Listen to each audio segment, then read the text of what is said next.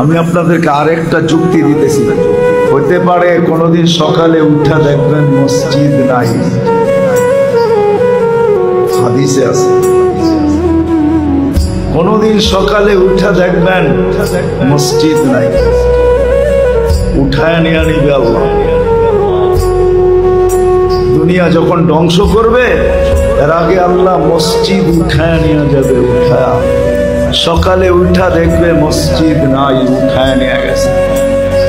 কেননা এটা যতদিন থাকবে এটা একটা আধ্যাত্মিক পরিবেশ, এটাও জমিনের ফাউন্ডেশন।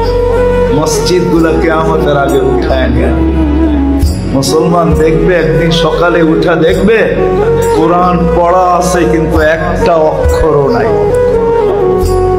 সব আল্লাহ উঠায় নিয়ে নেবে।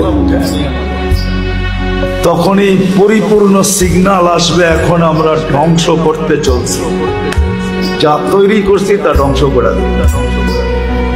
সত্য এটি। কিন্তু আমরা যদি এর সাথে অগাধ মহব্বত রাখি, ভালোবাসা রাখি, একে আবাদ করি, আসা যাওয়া করি, সাহায্য সহানুভূতি দেখাই, তাহলে ইনশাআল্লাহ হতে পারে যত তাড়াতাড়ি উঠা যাওয়ার ইঙ্গিত দেখতেছি তত তাড়াতাড়ি উঠবে না, আরো কিছুদিন আল্লাহ রেখে